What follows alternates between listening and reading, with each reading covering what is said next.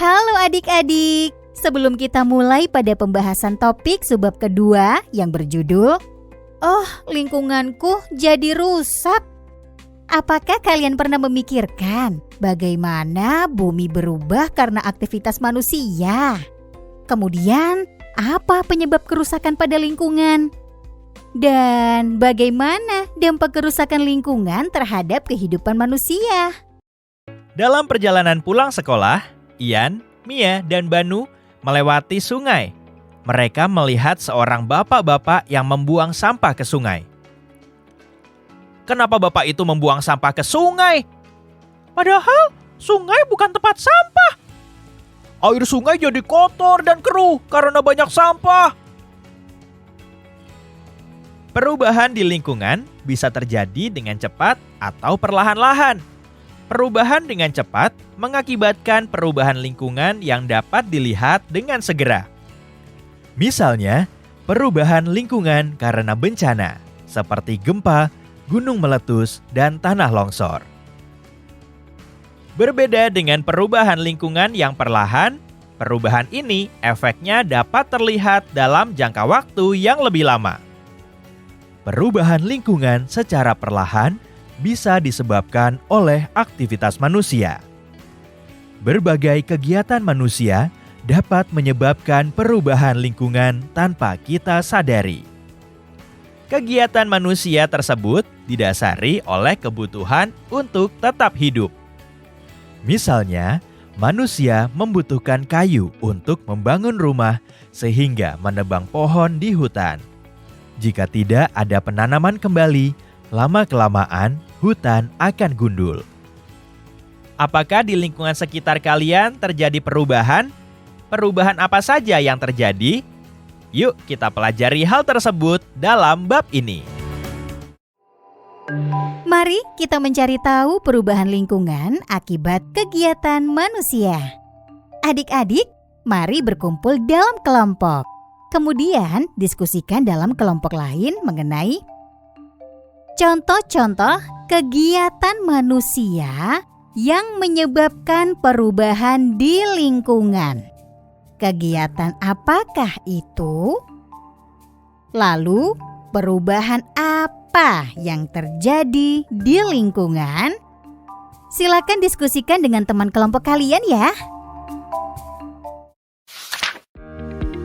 Manusia dan sampah.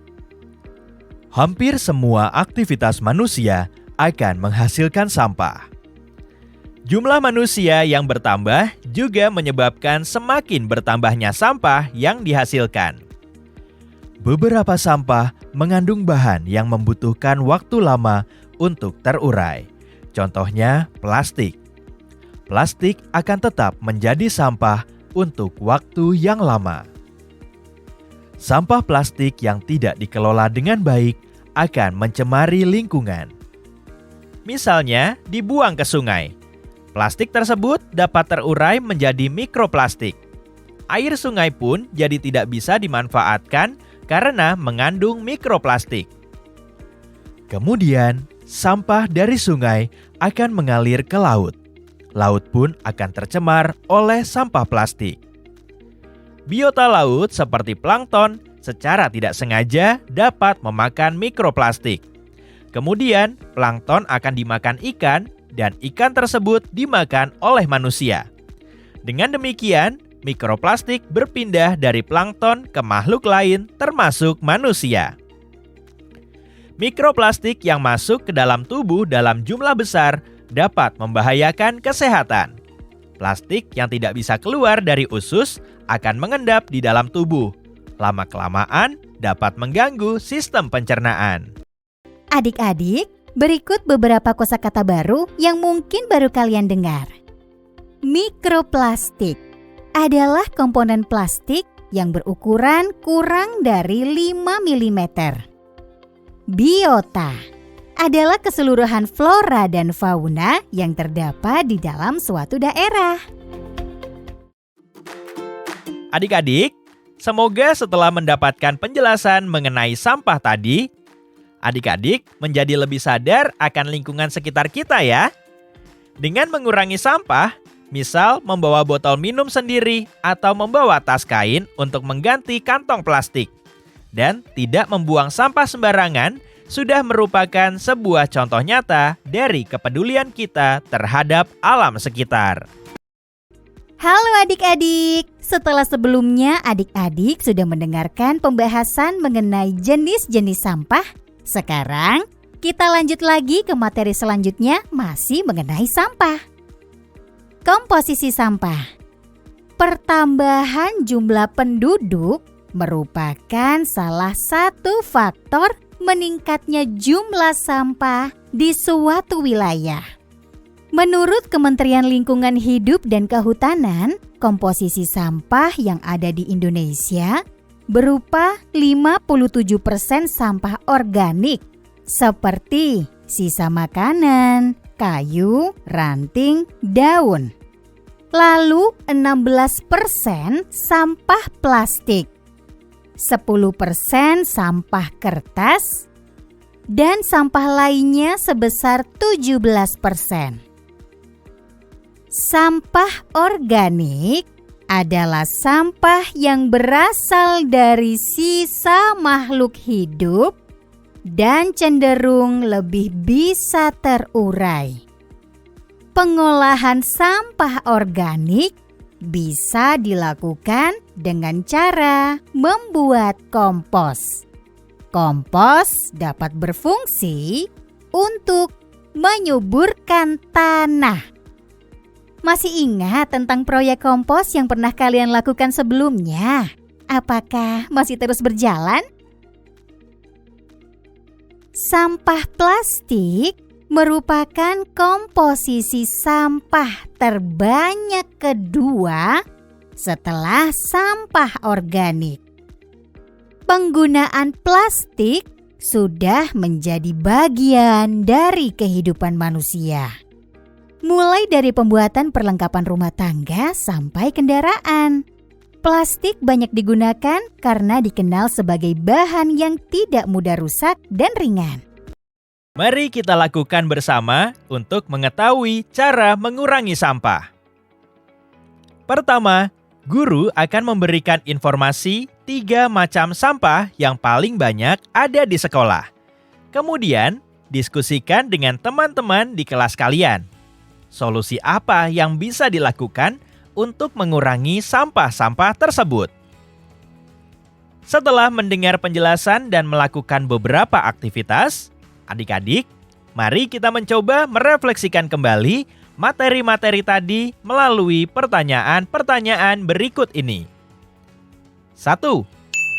Apa saja sampah yang dihasilkan karena aktivitas manusia? 2. Mengapa sampah plastik bisa membuat lingkungan menjadi rusak? 3. Apakah kalian sering menggunakan plastik? Untuk keperluan apa? 4. Apa dampak bagi manusia dari lingkungan yang rusak karena sampah plastik? 5. Bagaimana cara kalian mengurangi penggunaan plastik untuk menjaga lingkungan? Mari kita belajar lebih lanjut mengenai pengelolaan sampah dengan 3R. Pengelolaan sampah harus meninggalkan pandangan lama, yaitu kumpul, angkut, buang. Muncul pendekatan lain dalam mengatasi masalah lingkungan karena sampah. Prinsip 3R yang terdiri atas reduce, reuse, dan recycle. Prinsip 3R mendorong setiap orang untuk bertanggung jawab dalam mengelola sampah. Pertama, reduce, yaitu mengurangi sampah.